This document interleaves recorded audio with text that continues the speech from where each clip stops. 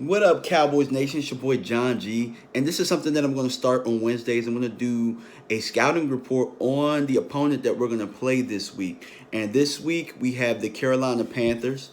The Carolina Panthers are a very explosive team. If you guys remember from a year ago, they were a playoff team, and they probably were a bad call away from losing to the New Orleans Saints.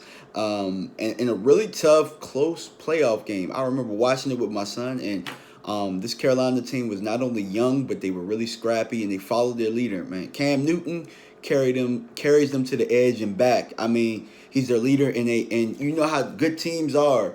They gravitate towards their leader and the type of attitude that their leader has.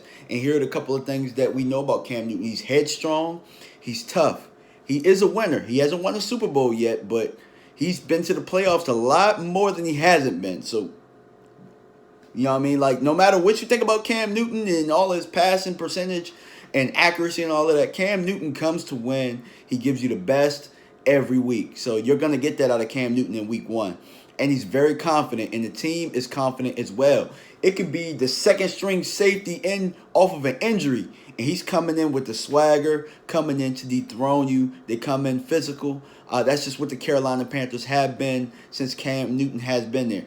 But let's break down their offense. So Cam Newton has a rifle arm, and really, to be completely honest, he could probably cut through the wind like a knife cuts through butter. He has great mobility. He's a great goal line threat. So if the Carolina gets it within the 5 yard line, Cam Newton has a high percentage of putting that thing in the end zone, whether it be with his arm or most likely his legs. I can't think of a quarterback that has probably rushed for more touchdowns than Cam Newton since he's been in the league.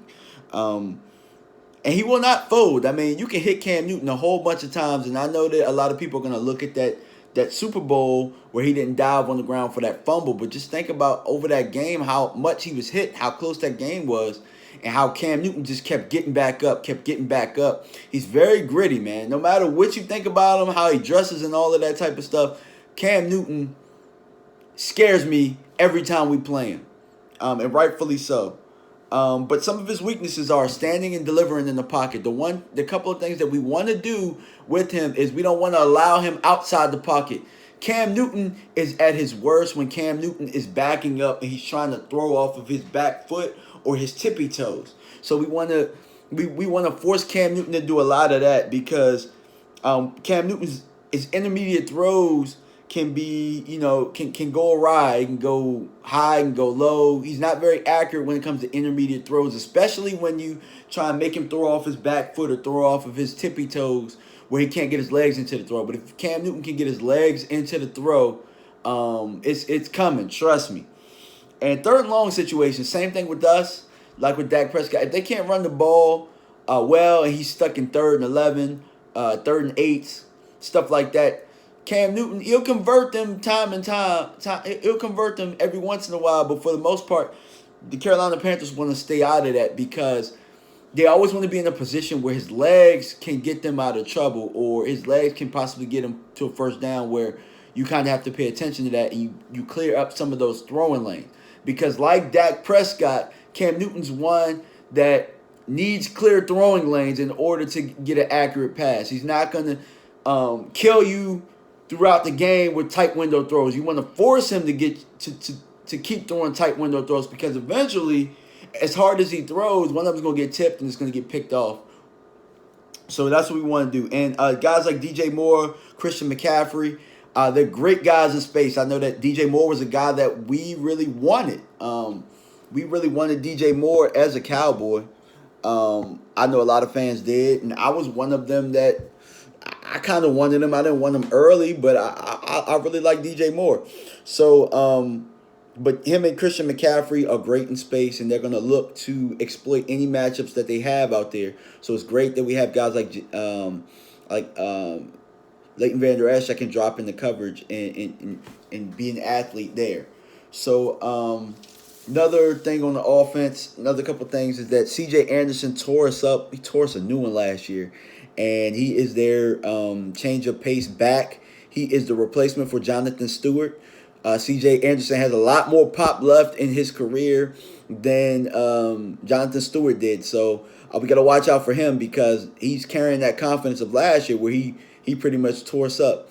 And lastly, Devin Funchess, a very big body at the receiver position, 6'4", 225 pounds, but he uses his size very well. He's a guy that does a very good job of getting his body in between the ball and the defender. He also uses that wingspan really well.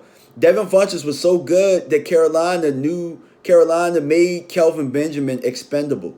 So Devin Funchess has stepped into that role, and he's going to continue that role with them. So we have to do a good job of taking away lanes and making the throws a little bit tougher on Cam Newton, whereas he can't get it into Devin Funchess' body or his wingspan as much as he wants to.